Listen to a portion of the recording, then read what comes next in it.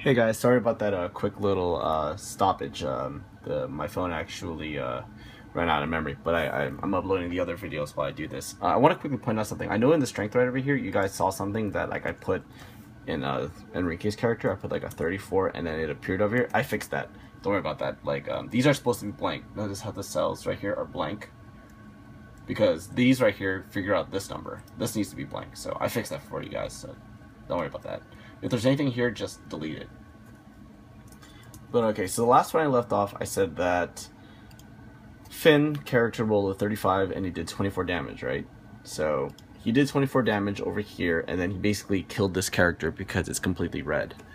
You can actually delete this, and it goes back to normal.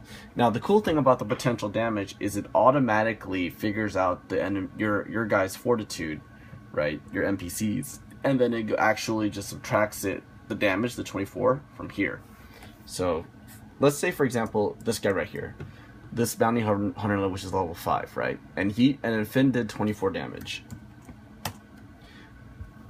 Notice how right over here, right, it actually subtracted 24 completely. Now the reason why that is because the game is designed to actually make the battles go faster, where enemies die faster, but so can the human characters. But you can adjust so initially right now all the fortitude is set to 0. If you want to actually set that fortitude to not equal 0, right, you can actually change it right over here. So these cells right over here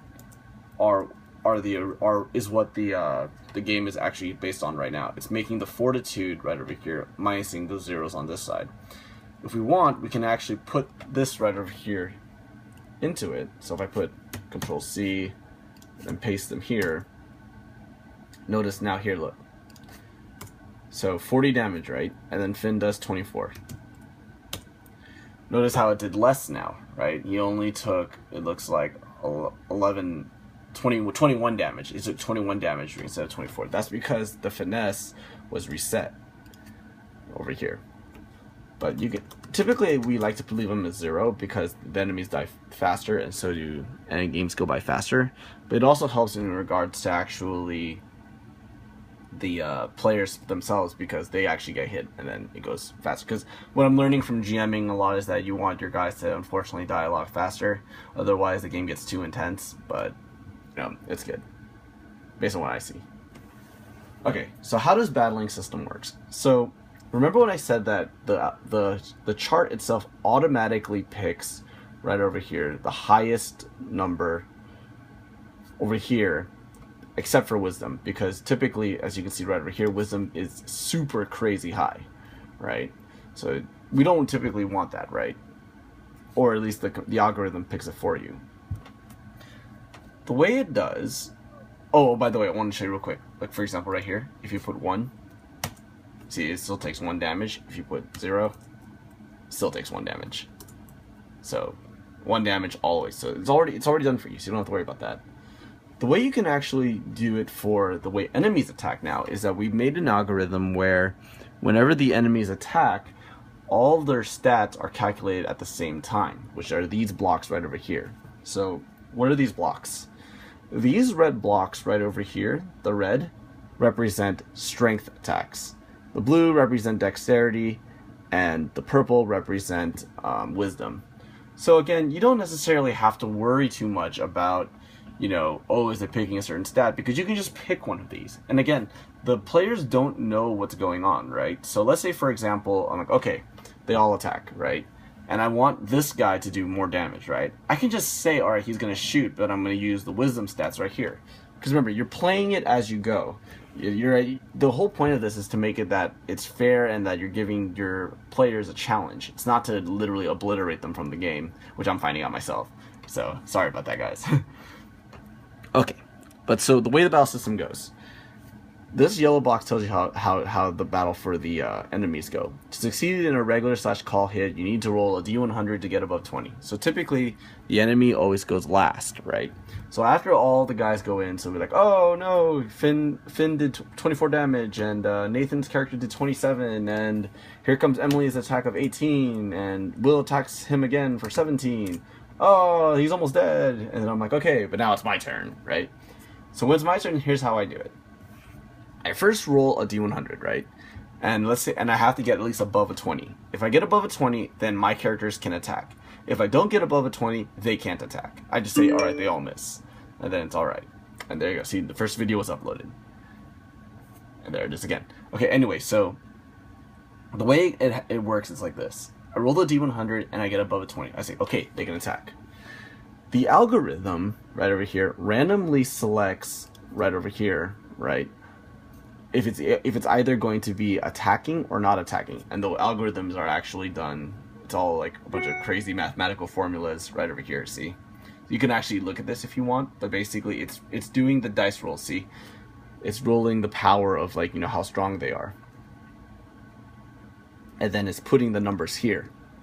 So, for example, this guy right over here, right? He's going to do 9 damage, right? And the reason he got that 9 damage is because if we scroll down, back down here, so remember, here are the players, and then here are the NPCs. He rolled a 69. See that? And then he needed this to hit, and this to do a critical hit. If he did hit, it appears right over here. So you know that he already did 9 damage, a regular attack. Same thing here. Or he did a call shot. The way the call shot happens is it's actually an 80% algorithm in terms of picking it. But that's also down here. Okay, see here, 80%, right? So it would be an 80% chance of him choosing to do a regular attack. And then when it gets to a call shot, he has to get above a 20. If not, then he just misses completely. So you notice this character right here, number 3, he just missed completely, right? So you can just say, all right, so Will, character number 1 is going to shoot you for 9. And then he has to roll on his fortitude or his finesse, whatever he wants to dodge, or he just wants to take it. Then I say, okay, this guy's going to attack you again for 10. He's going to miss. He's going to attack you for 5. He's going to attack you for 16. And they say, okay, he's going to do a call shot on you. You take 3 automatically. And they're keeping track of this. And they say, he's going to take you for 4. He's going to hit you for 5. Sometimes I even pick the strength just for the dexterity, because it's just, you can just pick it randomly.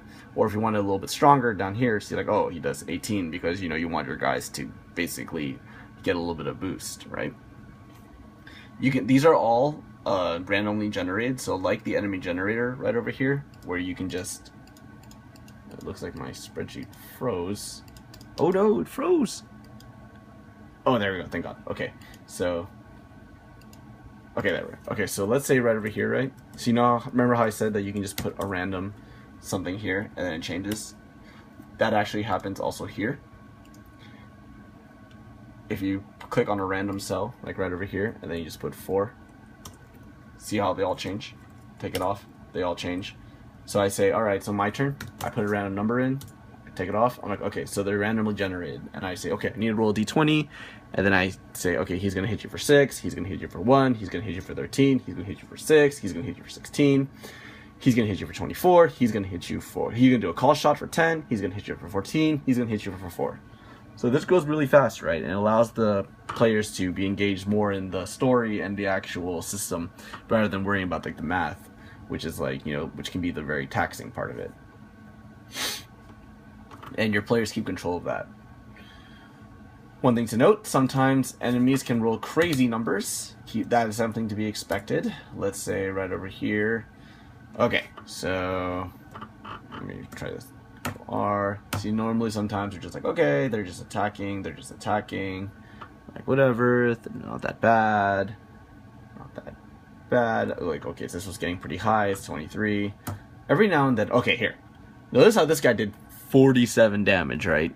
The reason he did 47 and his dexterity is 31, that's the highest stat. The reason he did 47 damage, right, you can just scroll down over here to the dexterity and you can see he rolled 163, so that's a critical hit.